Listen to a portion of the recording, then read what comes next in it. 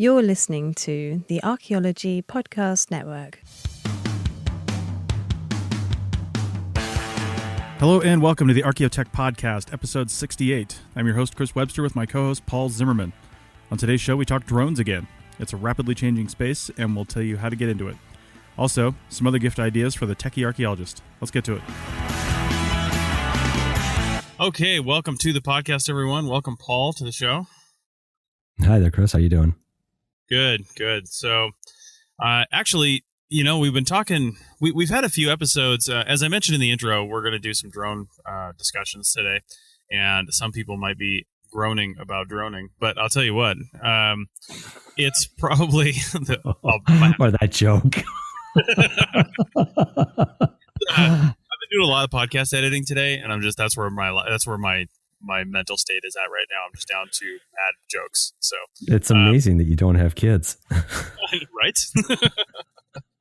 So anyway, the whole space for drones is changing so rapidly. And I've actually been having quite a few conversations about drones in my other life, which is my volunteer life, which is the Civil Air Patrol. And as you know, as I've mentioned on the show before, I'm squadron commander over there, so I'm privy to some of the discussions coming from on high from our next stage up, which is called the Nevada Wing. And, there's a lot of discussion about drones and search and rescue and stuff like that. But basically, we've been having a lot of conversations about it in our squadron, and we've got a few people that have bought some newer drones, some older drones, and I had a few people in my squadron actually go to Costco and pick up some really small, cheap drones. And I looked at this one and I was like, oh, that thing's a piece of crap. I'm never gonna do anything with this. And it actually sat on the shelf there because he didn't know how to fly it. He just bought it because he has money and decided, what the hell, I'll buy this and I'll bring it in. And then I pulled it out in one of our brief little informal casual training meetings that we have.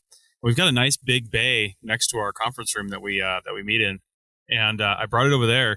And it's this pretty sweet little drone. It's got a little controller on it. It doesn't have like iPhone or iPad control, no camera, no nothing on this thing. It's just a tiny little micro drone about the size of my hand. I think it's probably 5 inches across by 5 inches across, square. And super small, but my God, is that thing fun to fly. And I'll tell you what, it just it reinforces what I want to start out this conversation with, which is the practice drone. And I've had people ask me before, hey, I want to fly drones for archaeology. I want to do drones for survey, for photogrammetry, for taking pictures, for whatever we're going to do. What should I get? And I'm like, okay, first, have you ever flown anything like that before? No, is the typical answer. And I'll say, okay, don't spend $3,000 on something you're going to run into a wall immediately because you'll destroy it. So get yourself a practice drone. And one of these little $30 Costco drones, or actually one of the other good places to get these is Brookstone in the mall.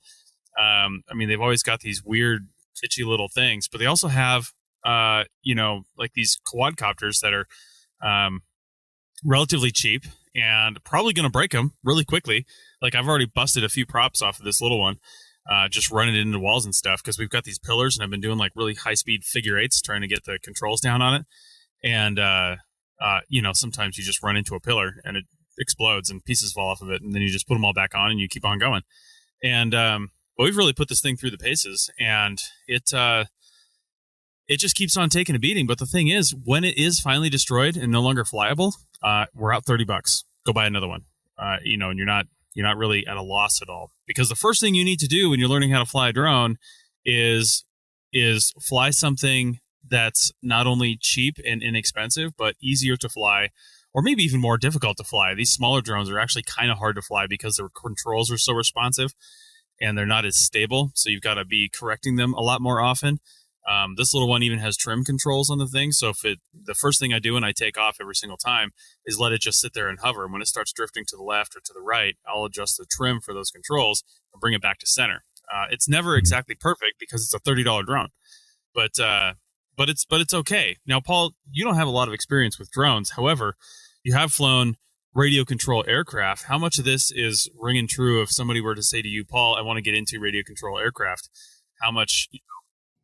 Yeah, so it's been a long time since I was seriously involved in RC airplanes, but a big part of the fun of it back in the day was actually building the kit, building these contraptions out of balsa wood and basswood.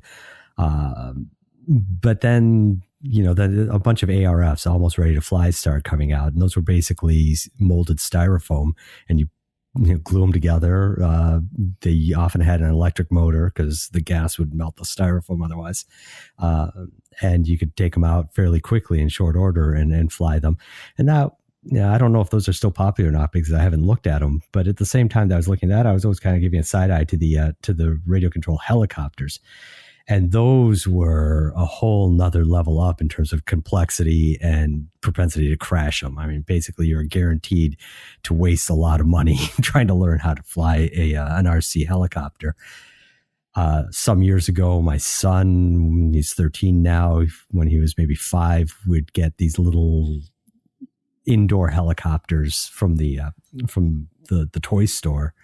And those things were invariably terrible to fly, really hard to control. And that was just prior to drones coming in. I don't know if those helicopters even still exist because the drones have become so popular ever since.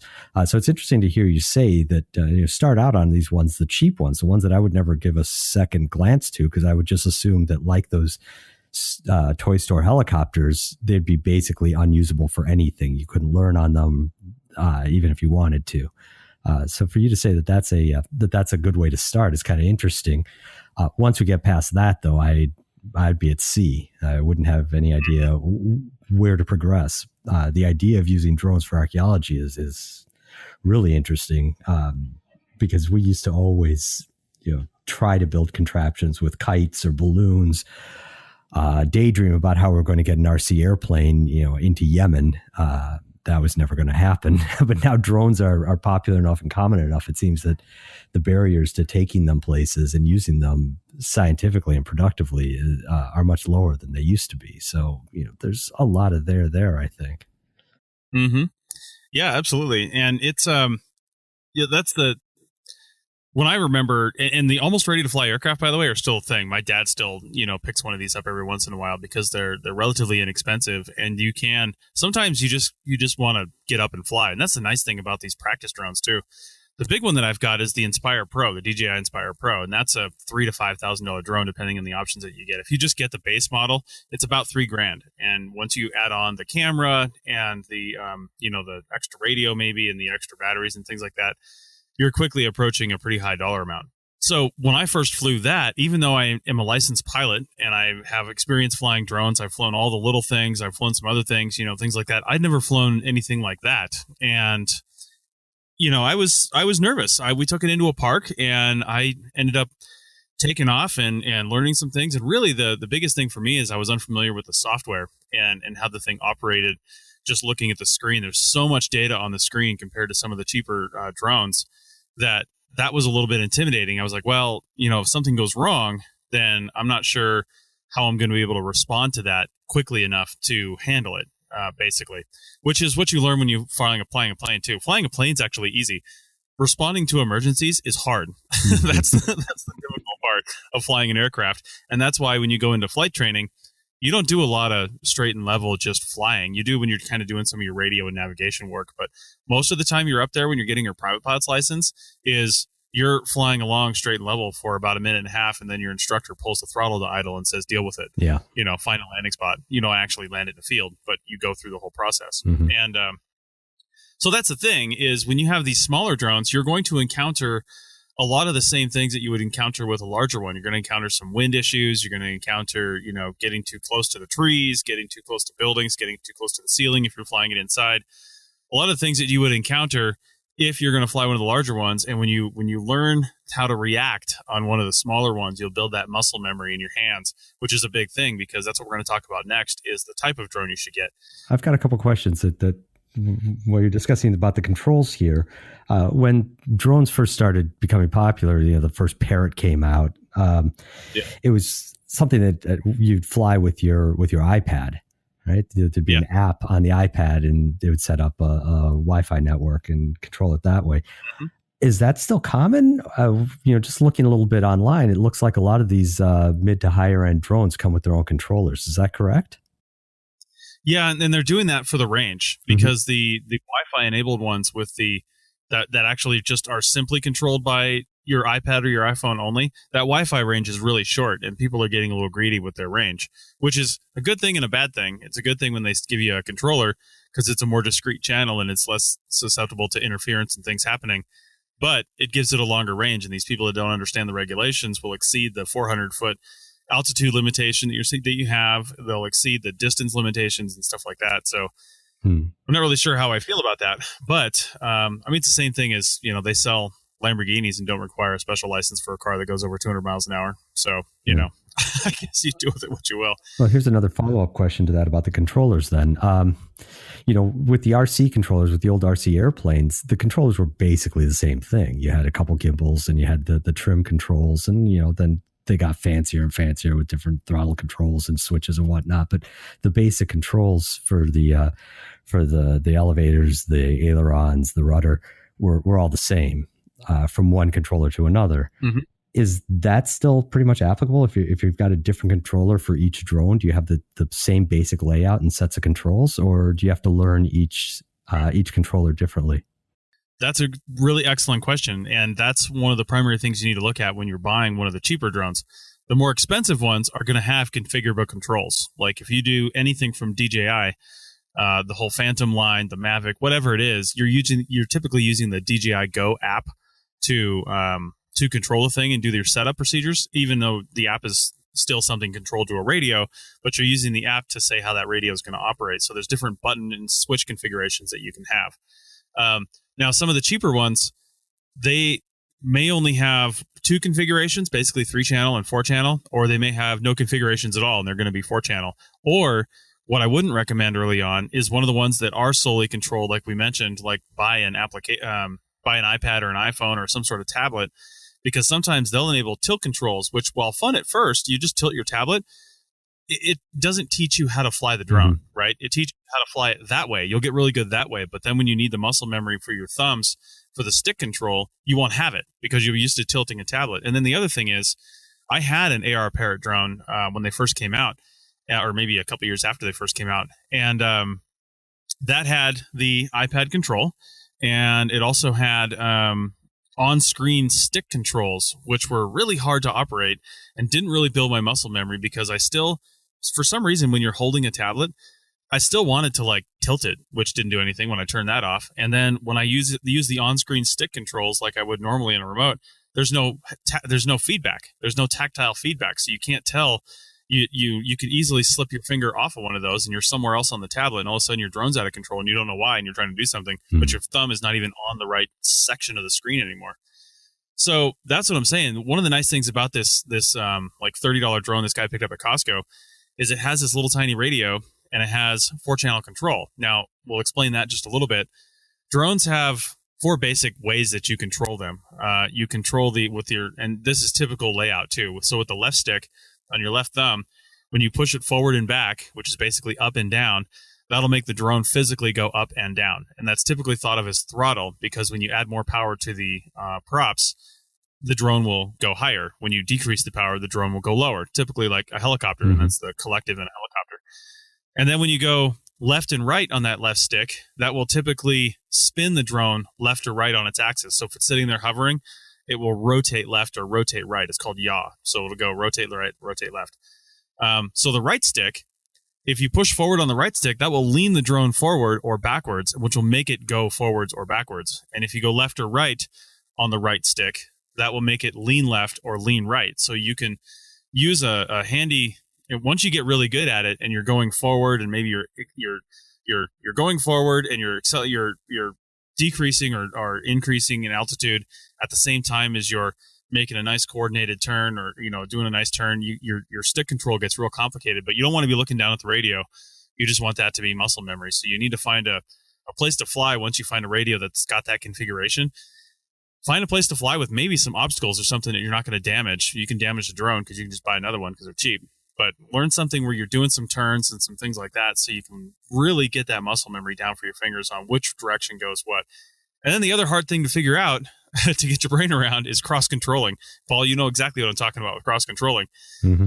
What that means is that most drones have some sort of indication on them. Most of them these days, it's lights that determine this configuration, but sometimes it could just be color on some of the cheaper ones. But Even this little $30 one has these white lights on the front and red lights on the back.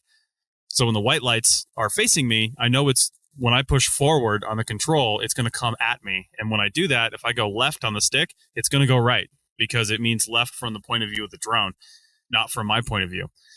That's where flying the ones with the first person point of view goggles, or just looking through the camera, the first person, it's called FPV camera, through your tablet or smartphone, but you still have controls. This is what's nice with the DJI. When it gets way out there, I don't have to worry about cross controlling, because I can actually just go into the iPad and look solely at that.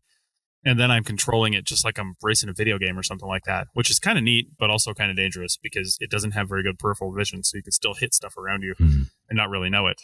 But yeah, so that's the thing I would do. If you're going to buy a cheaper drone, make sure it comes with a radio if you're trying to build this muscle memory and learn how to fly.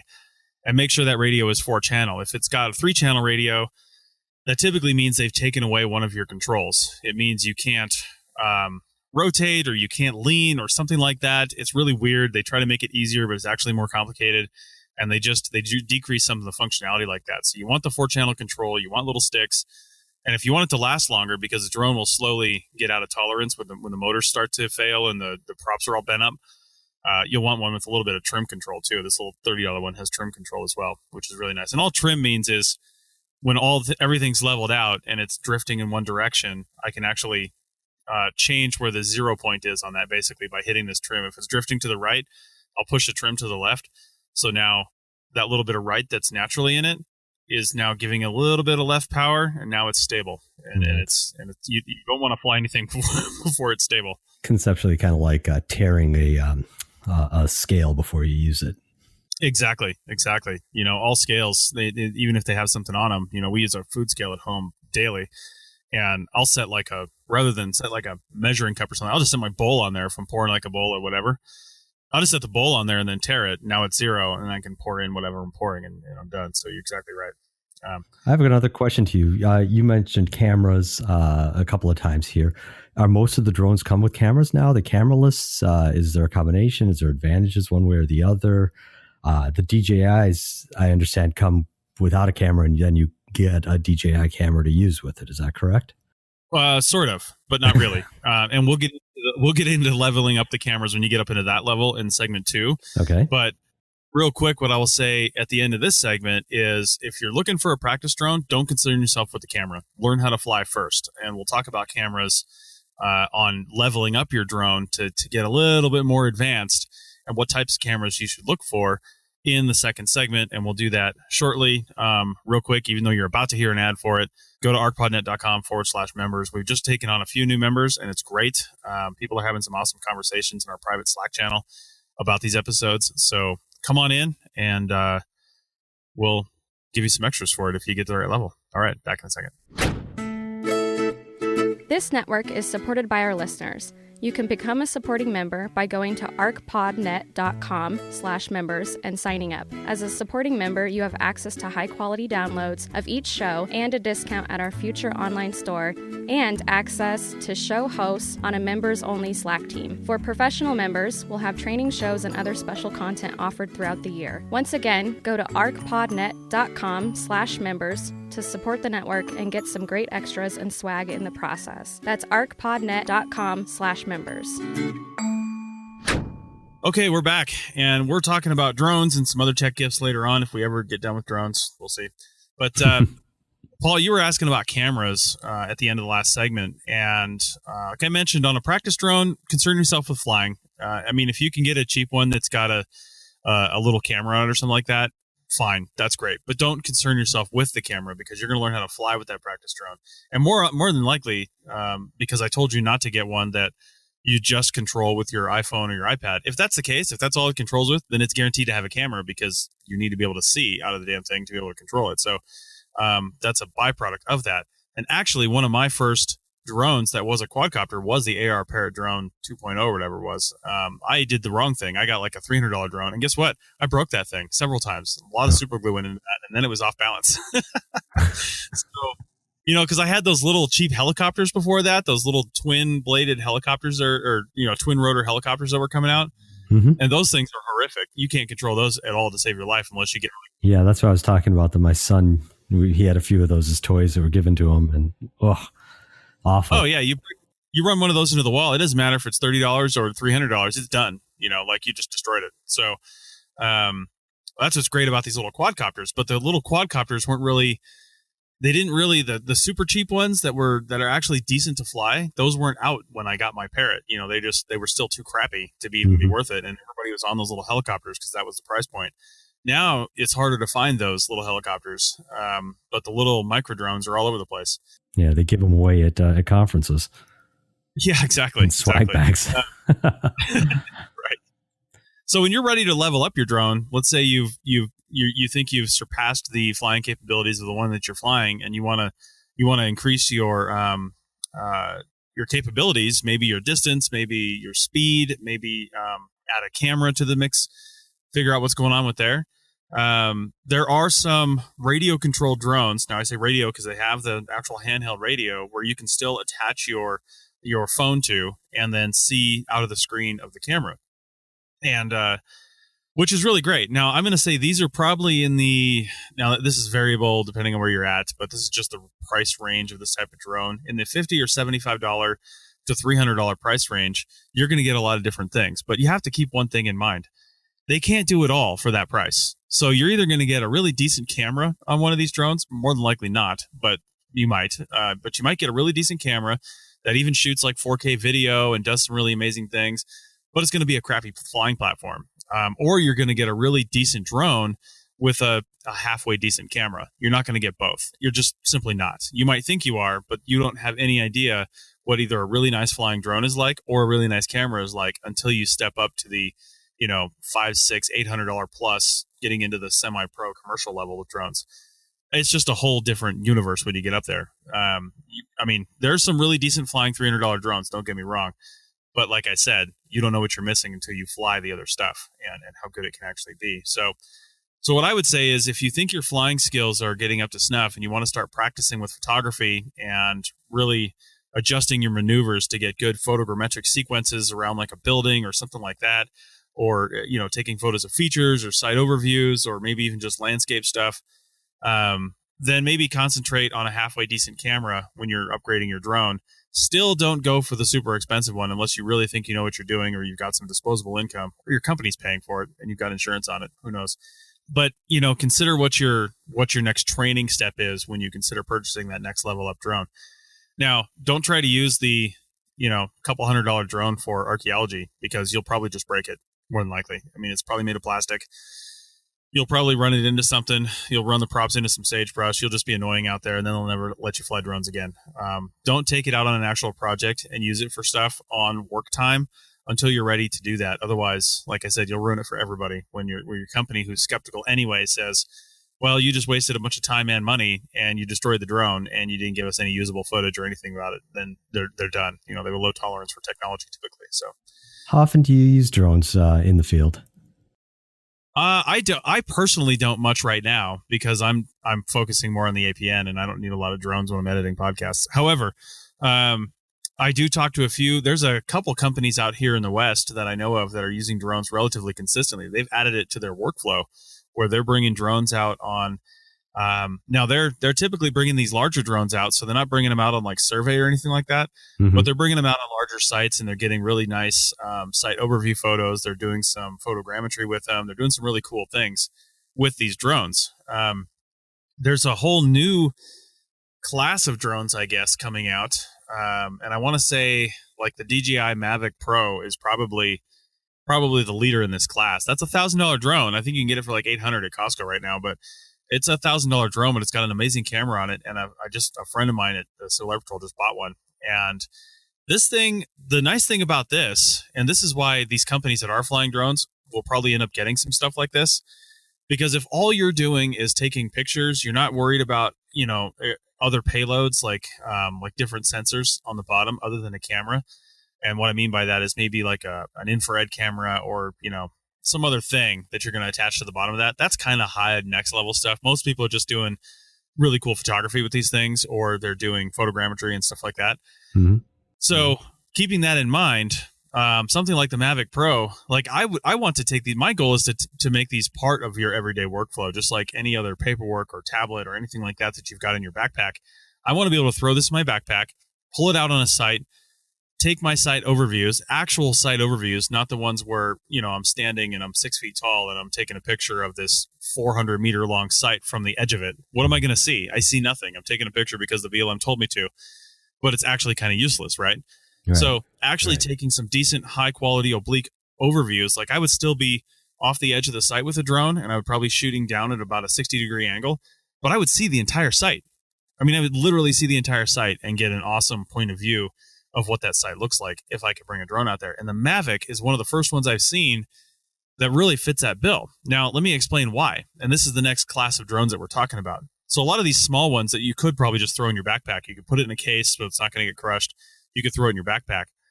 But we'll talk about a little bit of flight characteristics and aerodynamics. And Paul, you can back me up on this one too from your flying before. Flying days. Yeah, from your back in your flying days. And so basically, heavier is better. Okay, the heavier the aircraft, typically, the more wind it can handle, the more payload it can handle. There's a downside, though. Just like regular aircraft and rockets and things like that, the heavier it is, the more fuel it uses. So the batteries are going to be bigger. So people think, oh, I just got this huge, massive drone. It must fly for hours. No, it's still only going to fly for about 15 minutes because it takes more battery power to lift that payload into the air and to maintain its flight. And also, these more expensive drones, not only are they sending powerful video back to your device more than likely, but they're also GPS enabled. They have other radar sensors. They have collision avoidance sensors, so they don't run into stuff, and all that stuff takes power. So you're not getting any more battery power out of that. But where I'm going with this is the smaller drones, they're just too light to take out into the field most of the time because the wind is going to throw you all over the place, and it's going to be a total pain in the ass, and you're not going to want to be able to do anything with it because the wind is just blowing it everywhere. You take one of these micro drones outside, and you're probably going to lose it. I mean, that's just a fact. Now, this Inspire Pro that I've got is the other end of the spectrum. This thing weighs a ton. It weighs like 20 pounds and with the camera attached. And when you take off into the air, it's as stable as a 747 on final approach. I mean, it is just like rock steady. It's super easy to fly, and it's amazing. But am I putting this thing in my backpack? Hell no. I've got a case for this thing that's bigger than my luggage. So, it's not going anywhere. It's not going anywhere remote. It's going somewhere where it can be in the back of the truck. That's it. Now, the Mavic Pro has, most quadcopters have 4 arms and 4 props attached to it. It's got propellers that are permanently attached that fold up automatically. So when you start to fly, they spin themselves out and they stretch out, but they can just be folded up on their own. And then the arms actually fold in as well. Plus, the thing is all metal and high strength plastic on the inside, but it's really solid stuff. The thing feels heavy, even though it's small. And when it's totally folded up without the radio, it's maybe 6 or 7 inches long by about 4 inches wide by about 3 or 4 inches deep. And that's including the camera and everything. And then you've got the radio and extra batteries. And the guy that bought one at CAP, he's got a nice little case for it that's not very big, smaller than your average really small Pelican case that just holds like a camera or something like that. And he's got 4 batteries in there. So 3 batteries in slots, 1 in the device. So 4 batteries, plus the radio, plus some extra accessories. And that's all in a little case that I could easily throw in my backpack. And I take that out, you stretch out the arms, you plug in your usually a phone or a tablet to the radio, and you're airborne in probably 3 minutes, honestly. And then you're taking pictures, you're doing things, you're on an uber stable platform. You can program it to do different things like you can that class of drones, and you can just go to town with it. I mean, it is probably, I think, personally, if I'm just looking at the DJI line, it's the go-to drone for remote stuff that you're going to throw in your backpack, just because of how many batteries you can carry with it. I mean, you can carry 60 minutes worth of batteries in those 4 batteries, and you're probably only going to fly it for maybe 4 or 5 minutes per site, quite frankly, if you know what you're doing. If you set up your flight plan, you know what you're doing. You're going to take some overviews. If you've got some bigger features that can have some aerial overviews, you'll do those. And then you're not going to mess around. It's no bullshit. You're working. You're going to land, pack it up, throw it back in your pack, and move on. And that's it. So that's but that's the next class. That's what I'm saying. You want to move up to that. But the Mavic is one of those that I think you can move up to pretty quickly because you'll find out that they are easier to fly than the smaller ones. Even though it is a relatively small drone, it's heavy and just way more stable. So I think that's really my rant on drones. Drones 101. Yeah, drones 101. I know when you go up to the pro drones, some of the reasons for really going up to that level, which is I don't really consider the DJI Phantoms in the pro level. They are kind of, but I only don't because they are lighter. They're designed to be lighter to get more battery life out of them and things like that. And they're great drones. Don't get me wrong. If you have one, it's probably really fun to fly and really amazing. And you can probably fly it in 60 or 70% of conditions. But you get out here in the Great Basin or somewhere where it's constantly windy and you're going to have issues with it. I mean, it's going to be fighting and it's probably going to be it's probably going to maintain its position well enough to where you won't notice anything in the camera work. But because it's fighting harder to maintain that position, it's going to drain your battery faster.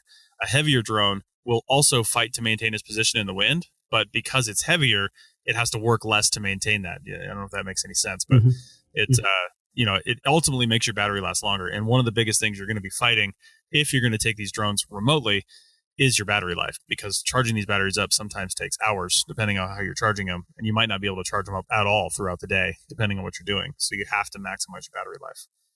So when you get one of these more expensive ones, though, you are going to get some better features. You're going to get more stable and better optics, better cameras. I mean, the Zenmuse X5 camera on this Inspire Pro is it's a $2,000 camera, and it shoots raw JPEG, raw images, still images, and 4K video. And there's a version of it that's the next step up that shoots raw 4K video. So it's pretty amazing. I mean, it's phenomenal. It's got interchangeable lenses. I don't have any extra lenses for it, but you can take the lens off just like a regular SLR and throw another lens right back on it. And it's pretty amazing. But yeah, anyway, when you get into the even higher range of drones and some of the different ones that can carry different payloads, now you're getting into the more custom drones. Like Archaeology sells these custom drones that you can get different payloads for them. Like I said, different cameras, different sensors, things like that. Like this DJI Inspire, it's designed to fit their camera, the Zenmuse X5. There isn't a whole lot else you can plug into the bottom of that it can be controllable by the drone. There's probably some adapter kits and things like that you can get, but it's not super easy. So if that's one of your considerations going beyond photography, then probably stay away from the DJI line and go with somebody else that's a little more customizable. You know, it's like DJI is the Apple of drones, and some of the other manufacturers like Unique and some of the others are a little more the Android of drones, where you have a lot more customizable options with them. That's why a lot of people like the 3DR drones before they decided they weren't going to do, I guess, personal type drones anymore. They just went full commercial on it. But you could get in and fully program those drones to do whatever you wanted, and people love that about them. But it just wasn't a big seller in the market. Do we have any more on drones? You got any more questions about drones, Paul? Are you going to go pick up a DJI Inspire? Right I'm considering getting one for my son now. This I'm sorry, I've got bad echo here. It's hard to talk. What you're saying about this inexpensive one from the Costco being a good one to learn and fly on. I mean, I wasn't at all aware that you could get ones for under $100 that were worth a damn. But it sounds like they are, and that might be something fun for the two of us to experiment with, see where that goes down the road. Yeah, absolutely. Do you remember the brand, the model of that one? I don't. There was one brand that they were selling multiple versions of, and I can't remember. It's a weird kind of thing where you have to bind the remote every time you turn the thing on, because you can use the remote for different devices. And I'm trying to think of. Now I can't think of the brand. I'll have to see if I can find it and put it in the show notes. But the funny thing is, the same guy that bought that one, he actually bought a few months before that, and then just had never brought it in. And actually never flew it at home. He bought a slightly larger one that was probably, well, it's not slightly, it's probably 4 times as big. So probably a foot across, maybe a little more in square. And that thing is a real bitch to fly. It's a real pain in the ass. I don't know what it is. It's got an enormous radio with an LCD screen and a bunch of stuff on there. And it's just incredibly unbalanced. Like when you try to turn and do stuff, and even after you get it all trimmed out, it is really difficult to fly. And I've spent time on that thing. Every time we go there, I charge it up and I try to fly it, because now it's like my nemesis. Like I just want to be able to conquer it and figure it out. But you know, the problem with these cheaper drones is every time you run them into a wall or something like that, you tweak them just a little bit, and now they need to be trimmed again, and you got to learn all over again. And it's just kind of a pain in the ass. So anyway, it's Yeah, I would say definitely. How old's your son? He's 13 now. 13, right? 13. So I would say, I would personally say go for one of the micro drones, because if he's 13, he's probably less interested in the photography aspect of these things, because the bigger ones almost universally come with some kind of camera. Mm-hmm. And he's probably just going to want to go fast. And get him one of these, like that small $30 one. It is so fun to fly. It is incredibly fast.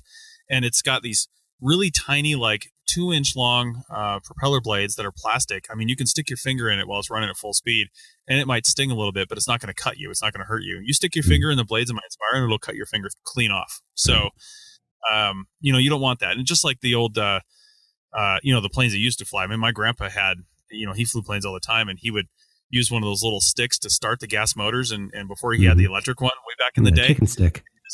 You just had to kind of hit it, and he was doing it with his finger one time. It just like lopped off the end of his finger, and for the rest of his life, he had no end of his finger. So, but anyway, these little drones, like you can run them, you can play them in the house. I mean, sure, if you run into a lamp or something, you might knock it over, but if he runs into walls and things like that, probably not going to hurt the walls, and probably not going to hurt the drone either, and not going to hurt you or him when he flies into you. So, but it'll be super fun. Just be careful taking it outside, because those really light drones, you get a gust of wind and they're gone. They're on the roof. They're on the neighbor's fence. They're somewhere. So, in the woods. Yeah, in the woods. I bought my dad one that was about $100. I think it was a couple years ago. Maybe it was last year for Christmas. We always get each other drones for Christmas, some cheap little drone. But I kind of stepped it up and got him this nice. It was a micro, but it was it shot 4K video. So it was a $100 micro drone. So the thing probably fits in the palm of your hand, but it was super stable because it was ridiculously heavy. It was like solid metal and had this amazing huge battery inside of it and an awesome camera. But it was a tiny little drone, and he'd take this thing outside and fly it. He was next to the ocean in Oregon, and he'd fly it all over the place. But he got a little too high one time just a few months ago, and it took it into the woods, into these into this forest where it like plinkoed down through the trees. He could see it, and then went right down into these like blackberry bramble bushes, and it's still there. Like he never found it. So it'll happen. It'll definitely happen. I don't see that ever happening with my Inspire. It's just too heavy. I'd have to be in like gale force winds for that to happen. Which is another reason why you want to get one of those for work. But if you're just going to have fun, just be careful of the wind. All right, well, I got another really quick question for you then related to the drones. Sure. Things are changing really quickly with them, new technologies, new models at a rapid pace. Is there a particular website, magazine, something that you like that you could recommend as a good resource for somebody trying to get into it? Man, because the space is changing so fast, not really, no. There's no one place that's like doing solid reviews. There are a few out there, and I would just say Google it. Google the type of drone that you want, and then read the articles that come up about it, because somebody will have reviewed it, and they'll be comparing, especially if it's more popular. There's nothing out there like DP review for digital photography. There might be, but I'm not aware of it. If there is, because most of the time, like I said, if I'm looking at, like I looked up these new ones that this guy had here. I wanted to see what other people were saying about them, and basically just Googled the manufacturer number, and I found a few articles and blog posts that people have written comparing it to other stuff. But now I haven't found, and if somebody knows of one, like a common forum or resource, or, a Reddit subreddit or something like that, where people are talking about these things, I'm sure they're out there, and I'm sure there's Facebook groups and all kinds of stuff where people are discussing these sorts of things. Go ahead and leave it in there. DJI has their own forum if you want to just discuss DJI drones, and those. They have their own forum for support, and people talk about different things they're doing. People go in and modify these things all the time, the DJI drones, even though you're not kind of really supposed to, and they don't make it that easy. But of course, people are tinkerers, so they'll go through and take it apart. And that was how I found that you're able to fly in a no-fly zone, because the DJI drones are really smart. Any of the ones with GPS and basically a tablet operating system, because they load in all the no-fly zones when you get online. And I try to fly my Inspire at the Civil Air Patrol headquarters, which when I look out the window of our office right there, I can see the runway. Like runway 16 left is 150 feet outside that window. So we're on the airport. And the only way I can fly it in the, when I'm just demoing it for like the cadets or something, the only way I can fly it in the bay there is if I turn it on and take off really fast before the GPS has time to acquire it. It knows where it's at. But then it's instantly throwing warnings up on the screen saying, you're in a no-fly zone. It's going to land now. And I'm like, no, don't land. It's not safe, because they can't make it just land. And, they can, but they don't. And, but now, like they got smarter, because that friend of mine with the Mavic Pro, he tried to fly his, in the headquarters there, and it wouldn't take off at all because it's smart enough not to give you control over the drone until the GPS is acquired. So he had no way to lift off until the GPS acquired, and once it acquired, it's like, nope, you're in a no-fly zone. Sorry, this isn't going to happen. So, but people have taken the Inspire, and you just go in and basically they don't want to get rid of it completely, so they cover the GPS sensor. They show you which one it is. You can find YouTube videos for this, and they cover with like heavy duty aluminum foil. Yeah. So it doesn't always work though, because the GPS is actually really good. And if you're in an area that sees a lot of satellites, you're probably still going to acquire a signal. So, All right. Well, I think that's it for this segment. We'll come back for the app of the day segment. And depending on how long that goes, we might throw some other tech gift ideas at you. Because I think I've just got a kind of a list of stuff that I threw out here that'd be good for that I would appreciate getting. Hint, hint. Yeah, I know, right? I'm going to have to get my wife to listen to this. She doesn't listen at all. Actually, I think I have most of these things, which is why I put them on the list. But anyway, so we'll do that. We'll do the app of the day segment, and we will be back in just a second for all that. Great.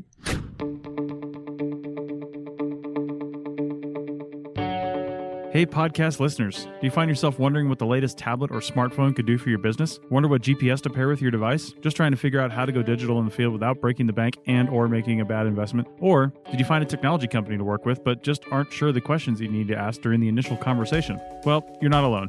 There are literally thousands of tech combinations out there, and it can be really tough finding the right one for your business and your workflow. My name is Chris Webster, and I've been working in CRM since 2005, and I've been a tech enthusiast my entire life. I spend my time trying to figure out how to make archaeology more efficient both technologically and financially. No one is going to give you a big pile of money to do whatever you want with, so you have to make the most of what you have. The right gear can mean the difference between zero margins on that next project and an employee benefits package. That's where DigTech Concierge comes in. Let us be your technology guru. Whether you have just a few questions or want us on retainer 24 hours a day, 365 days a year, we're here to help. With years of experience, tens of thousands of acres of survey done completely digitally, and many, many people trained, DigTech is your tech BFF, just waiting to guide you through this process now and through the inevitable changes to come. Should you hold on to those tablets or upgrade? What about the new operating system? Will it crash your apps, or can you go ahead and do it? We know the answers and can guide you to a profitable year. Go to www.digtech-llc.com/tech-concierge to book a consultation or book us for the year. The yearly retainer includes unlimited calls and support and company training on software and gear. That's digtech-llc.com/tech-concierge. And concierge is CONCIERGE. To get going and go digital today. Call us before you make any decisions. We've been there before. All right, we're back, and this is the app of the day segment. And I just realized we need some like music or some sort of intro thing for someone to create for us. Hey, if you're musical out there, I want to create us an app of the day intro song with some app of the day. I got Wayne's World in my head now. Yeah, app of the day jingle for us. Yeah, app of the day jingle. 1-800. Nice.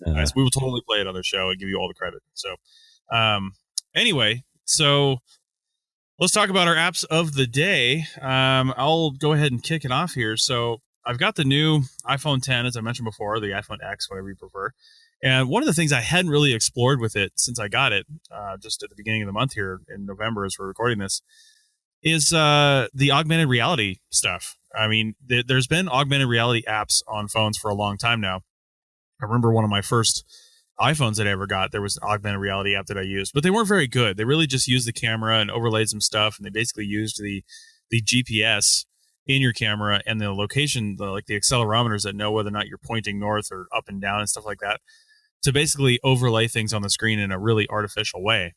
They would drift and not really be very accurate. But one of the things that Apple is trying to promote is they have the new AR chips inside of these things that are supposed to be making really fantastic augmented reality. So I tried to find some apps that would actually be good for this. So that's what I'm going to talk about for the next probably few times that we do this. The first one that I want to talk about that I think is more applicable to archaeology or really anything that you want to do, but we're talking about archaeology here, is called Chalk. CHALK, Chalk, just like it sounds. And so basically, the one frustrating thing about this is you can't turn it on and just try it. You can't turn it on and just try out the app because there's no physical way to do that. And I'll tell you why. Because what this is designed for is for you to basically interact with somebody else in their screen. So on its basic level, Paul, if I were to set this up with you, I did it with my wife. And if I were to set this up with you, I would basically go in through the app. It links to your contacts, or you can just add somebody. And I would send you an invite to Chalk via text message or email or something like that. And then it has you download the app, you sign up with your own account, and then now we're connected. And then when I basically tap on, like if I were to tap on my wife right now, I would actually call her through the application. Like when I tapped on her name, she got a phone call, and it was from Chalk. And so she got a phone call, and I think it said it was from me actually, and she answered it, and it went right into the app. And then I had the choice as the starter of the call, do I want to show her my screen or do I want to see her screen? Okay. Now, once I chose to show her my screen, and we just got this new espresso machine thing, so I was showing her something on that. She was actually just in the living room, but I had my camera pointed at the espresso machine, and I had my finger, and I was like, okay, see, so here's the start button, and I would circle that on the screen, and it would circle it, and then I could move around the machine, and the where I circled, I could actually see it in 3D. I could go behind it, I could go in front of it, I could go around it, and it stayed in place remarkably well where I had that positioned. And I was showing some things. I was drawing some arrows on there. I was saying, okay, so here's where you empty the coffee grounds, and here's where you do this, and here's where you do that. And it was actually really neat. And turns out she could interact with it as well. And she circled something and was like, well, what is this? What does this do? Or how do I do this? And that was really neat. And so our colors were automatically different colors. You couldn't choose your color, but they were different colors. So you could tell what she was writing, and I could tell what I was writing. And I couldn't select one and like delete something, but I could step back, like undos. So the fact that I can't like select on one thing and then undo that was kind of annoying. I'd have to go back all the way to get rid of it, to wherever I hit it in sequence. But where I see this coming in super handy is, let's just say the common example of you're on an excavation and you happen to be in cell service. Obviously, that's a requirement for this, but you're on an excavation. You've got a profile that you're looking at, and you want to show somebody else this profile and ask them a question. Maybe you've got a geoarchaeologist or somebody like that you've got as a consultant, but they're not out there. They can't get out there. They're in a different city. They're doing something else. You can call them with Chalk if you've already got it set up, or get it set up for them. And I mean, I'm not sure if you actually need to have an iPhone 10 for that to work, quite frankly. I think other devices will work. It just works better if you have the AR, functionality of newer phones. But basically, you can sit there and point your device at the profile. You can draw on it and say, well, I saw this. There's this thing here, and what is this? And you're moving around. You don't have to be stock still looking at it. That's the nice thing about the AR aspect of it. And the line is just staying where you put it. And then they can be like, well, what is this thing here? Go up and get closer to that. They can circle it. You can get closer, and they can start pointing things out. And I think it's just a really neat way to interact with somebody remotely about what you're showing them, and to draw on the screen and show these things. It's like, Monday Night Football and drawing out the plays. And it's actually that technology is coming down to us now, now that football is done with it. So I don't know. Paul, can you think of any other circumstances where that might come in handy?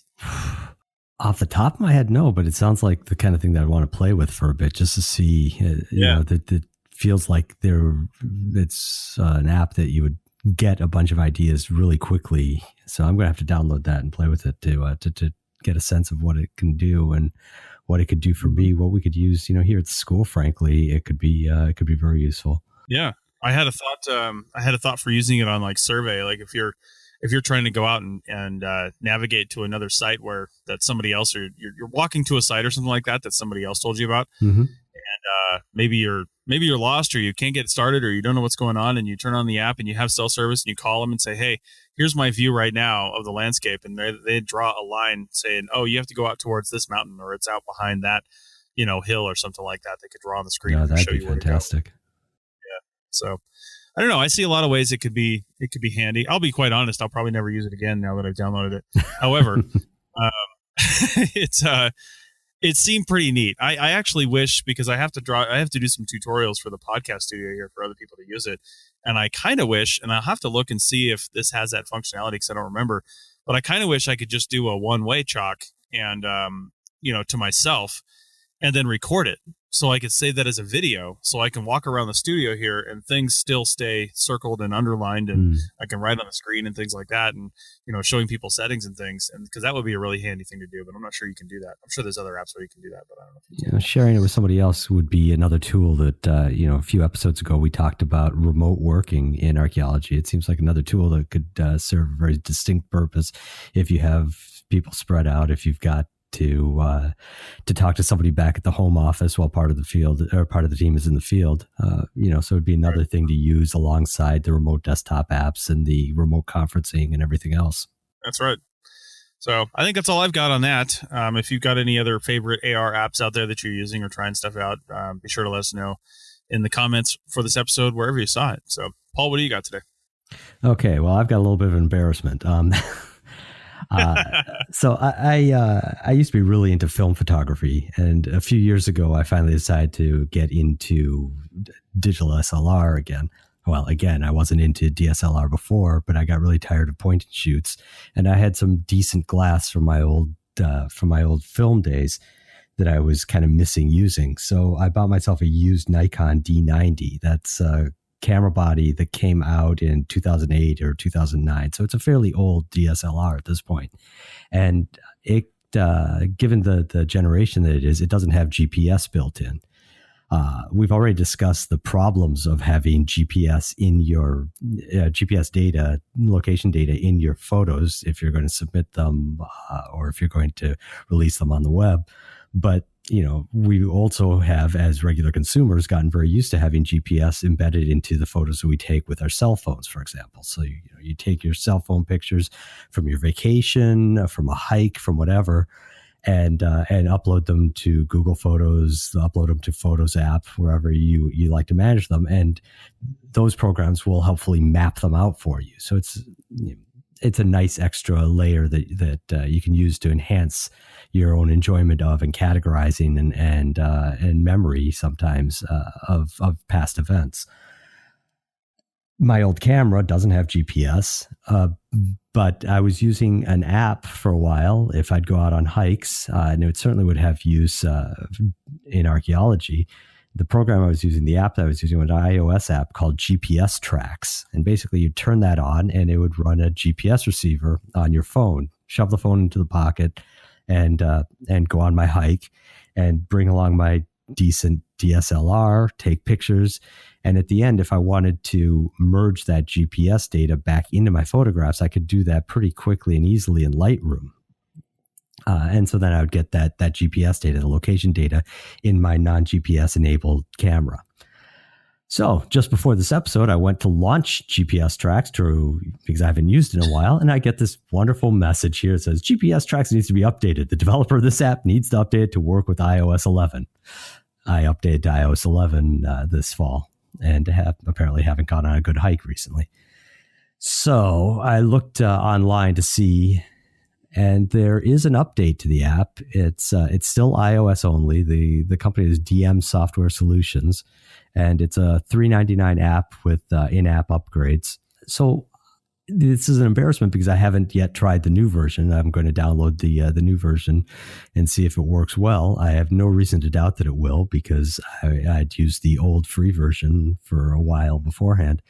But I kind of feel silly for being a techie and having the rug pulled out from under me with a piece of software that I use. Now, maybe if it's something that I use daily, I wouldn't have been caught flat-footed on it.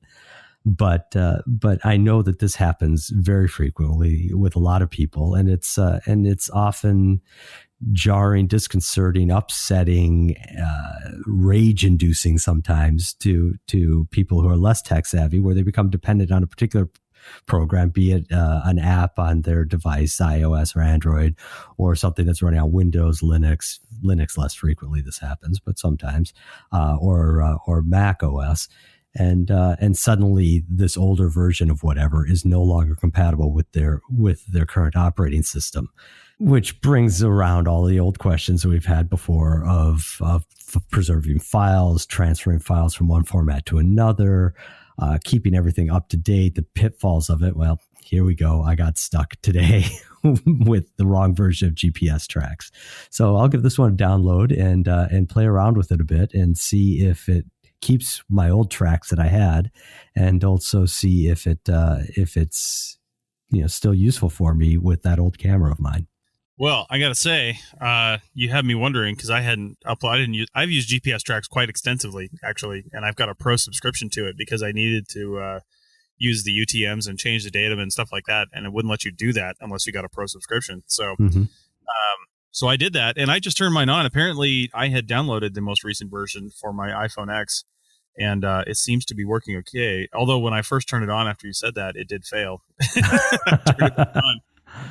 It worked. Now here's the funny thing. I had a lot of tracks and waypoints and stuff in here from other projects I've been on, and none of that is showing up. And I am connected to the cloud and a bunch of different things. My subscription showed up automatically, but nothing else did. So that's a little disconcerting.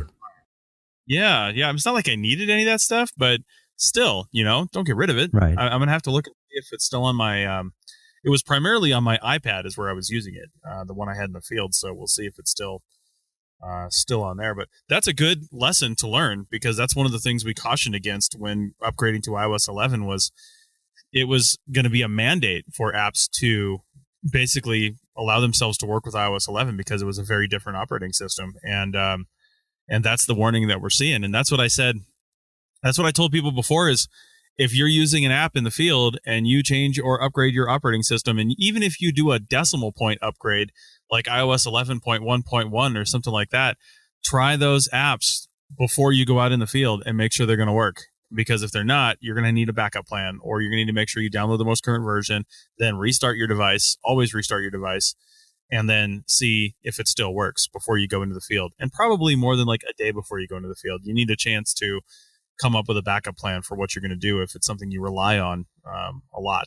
So I'm going to add on to that if there's an app that you want to talk about on a podcast, launch it sometime prior to 15 minutes before you start recording, because otherwise you're going to have to turn it into a teachable moment. That's right. Nice. I like it. All right. Well, we are going to end this segment a little early because we went long on the last one. But as I mentioned in the introduction, we are going to talk about some other tech gifts. However, we're going to punt that to the bonus segment.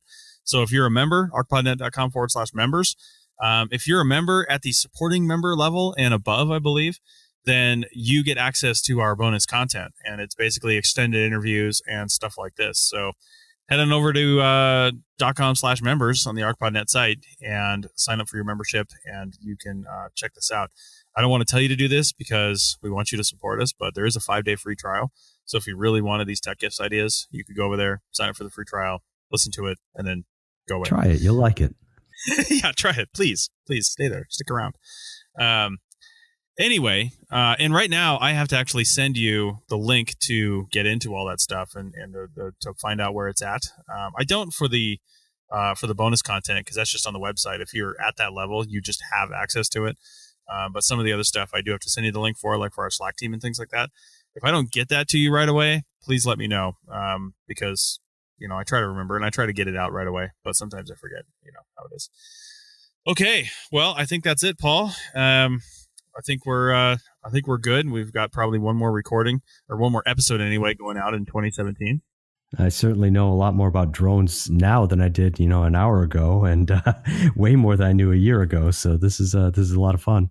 Nice. I know we inspired a few people to go out and get practice drones the last time we said practice drones on an episode, which was, I don't even know when our last episode was. I'll try to find it. But yeah, it's something people don't really think about. They're like, oh, drones, I got to spend $10,000 or I've got to spend even a few $100s. But no, you really don't to really get into this game. I mean, like any other hobby, though, when you really get into it, you'll start sinking money into it pretty fast. So, yeah, it's like I said, any hobby, this goes off the rails pretty quick. However, I will say that most of the kind of high-end all-in-one box drones like this Inspire Pro, I mean, I literally just pull this thing out and fly it all the time. And I don't do anything to it. I haven't added anything to it. It's right out of the box. Bam, done. Once you learn some of the controls and how the screen works and things like that, I mean, there's no other accessories I had to buy for it. So it's really just ready to go, done. And I can do it. And I can do a lot of things with it as well. So, All right. We don't want to get into another drone episode, so I'm going to end before that happens. Thanks a lot, Paul. And thanks everybody else for listening to us and send us your comments. Thanks. Bye.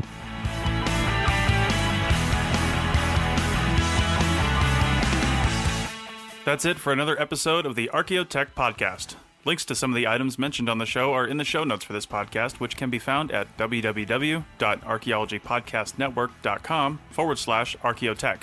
If you like the show and want to comment, please do. You can leave comments about this or any other episode on the website or on the iTunes page for this episode. You can also email us at chris@archaeologypodcastnetwork.com or use the contact form on the podcast webpage. If you'd like us to answer a question on a future episode, email us. Use the contact form on the website or tweet your questions with the hashtag Archaeotech or tag @ArcPodNet in your tweet. Please share the link to this show wherever you saw it.